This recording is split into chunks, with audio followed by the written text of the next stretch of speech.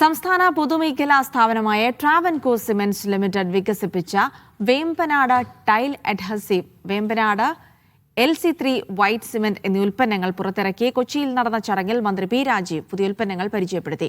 ഇന്ത്യയിൽ തന്നെ ആദ്യമായി LC3 വൈറ്റ് സിമന്റ് ഉൽപ്പാദിപ്പിക്കുന്നത് കേരളത്തിലെ ഒരു പൊതുമേഖലാ സ്ഥാപനമാണെന്നതിൽ അഭിമാനിക്കാമെന്ന് മന്ത്രി പി രാജീവ് പറഞ്ഞു. LC3 വൈറ്റ് സിമന്റ് അത് യഥാർത്ഥത്തിൽ കാർബൺ കണ്ടന്റ് കുറയ്ക്കുന്നതാണ്. ഒരു ഗ്രീൻ വൈറ്റ് സിമെന്റ് എന്ന് വേണമെങ്കിൽ പറയാം അല്ലെ. ഗ്രീൻ വൈറ്റ് സിമെന്റ് ആണ് ഇന്ത്യയിലെ ആദ്യത്തെ LC3 വൈറ്റ് സിമെന്റ് ഉത്പാദിപ്പിക്കുന്നത്.